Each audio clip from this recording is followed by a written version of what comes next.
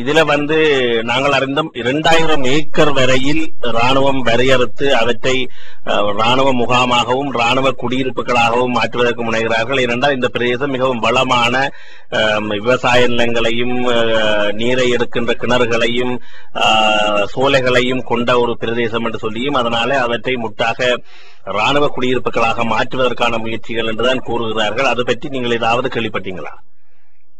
நாங்கள் திட்டவட்டமாக எமது மேற்கு புறமாக உள்ள மக்களிடம் ராணுவத்தினர் இந்த காணியங்களுக்கு நீங்க விட்டுத்தாருங்கள் கேட்டபோது அதற்கு எமது மக்களில் ஒருவர் திரும்ப கேட்டிருக்கிறார், என்னத்துக்காக ஏன் நீங்கள் இவ்வளவு எங்கிற காணியை நீங்க எடுக்கிறீங்கன்னு சொல்லி. அப்ப அதுக்கு அவர் சொன்ன பதில் பயங்கரமாக அவர் எதிரளித்த பதில், தாங்கள் இதற்கு ராணுவ குடியேற்றங்களை தாங்கள் மேற்கொள்வதற்காகத்தான் இதை கேட்கின்றோம் என்றும் உங்களுக்கு நல்ல வளமான இடமாக நாங்கள் வேறு இடத்தை காணி தருகின்றோம் என்று எங்களோட ஒரு பாப்பாங்க பேசாட்டும் பானையில் தேர்ந்தெடுத்தார்கள் அவர்கள்.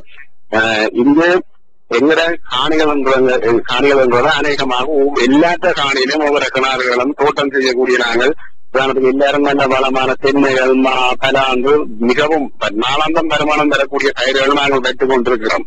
இப்பவும் எங்களை கொண்டு அங்க வைக்கிறோம். நாங்கள் இன்று வருமானம் இருக்கக்கூடிய நிலையில் வான் பயிர்கள் இருந்து நல்ல வளமான இடமாக இருப்பதனால் அதை அவர்கள் அபகரிக்கும் நோக்கத்தில் தான் ராணுவத்தினர் செயல்படுகின்றார்கள். ராணுவ குடியேற்றம் என்பதுதான் அங்கு முக்கியமாக கருதப்படுகிறது.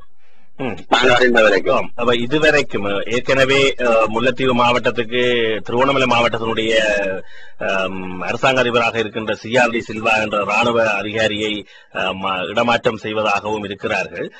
இது குறித்து நீங்கள் பாராளுமன்ற உறுப்பினர்கள் அல்லது அரசாங்க தரப்போடு முயற்சிகளை மேற்கொண்டிருக்கிறீர்களா உங்களுடைய பிரச்சனைகளை சொல்றதுக்கு?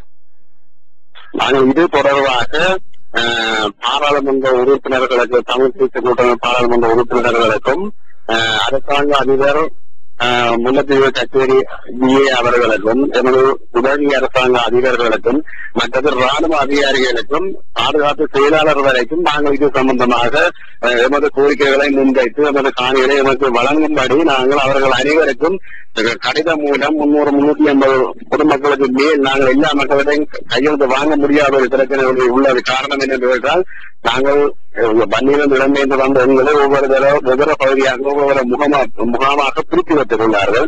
ஆகவே எமது கிராமத்தை சேர்ந்த மக்கள் 4-5 முகாமில் இருப்பதனால் எங்களுக்கு அங்கு எல்லா இடமும் சென்று கையெழுத்து வாங்கக்கூடிய வசதி எங்களுக்கு இல்லாமையால் நாங்கள் மிகவும் குறுகிய 300-350 கையெழுத்துக்கு மேல் நாங்கள் வாங்கி எங்களால் திரட்டக்கூடிய அளவை நாங்கள் வாங்கி அவர்களுக்கு மகஜராக அனுப்பி உள்ளோம். ஆனா இதுவரைக்கும் எங்களுக்கு ஆக்கப்பூர்வமான பதினெட்டு இதுவரைக்கும் கிடைக்கவில்லை எங்களுக்கு.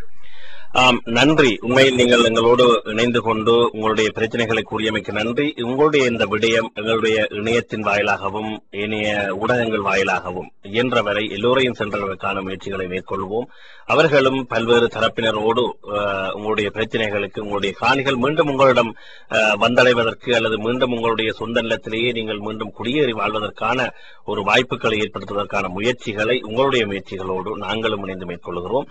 எங்களுடைய வானொலி GTBC.FM மற்றும் globaltamilnews.net என்ற இணையதளங்கள் ஊடக அமைப்புக்கு நீங்கள் தந்த செவிக்காக உங்களுக்கு நன்றியை தெரிவித்துக் கொள்கிறோம்.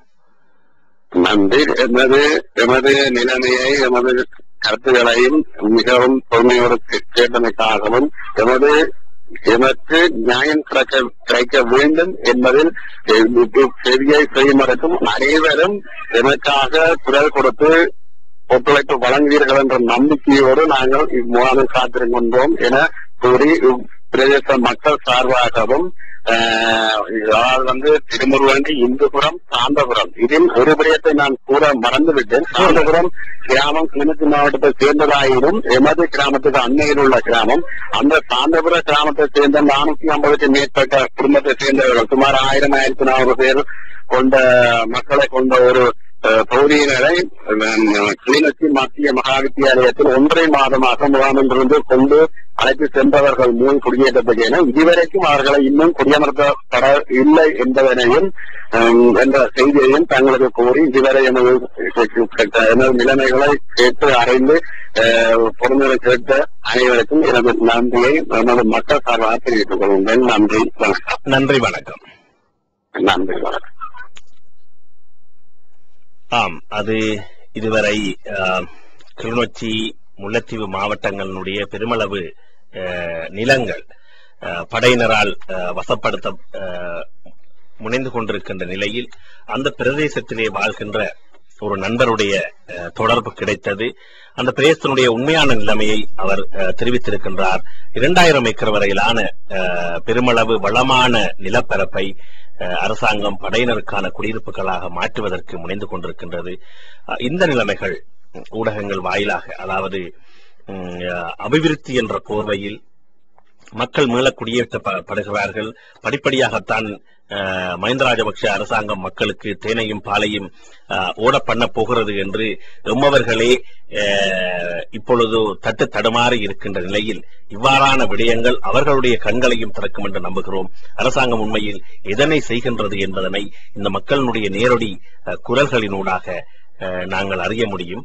பார்ப்போம். இனிவரும் காலங்களில் அங்குள்ள பிரச்சனைகளை வெளிக்கொண்டுவதற்கான முயற்சிகளிலே எங்களுடைய ஊடகம் தொடர்ச்சியாக முயன்று கொண்டிருக்கும்.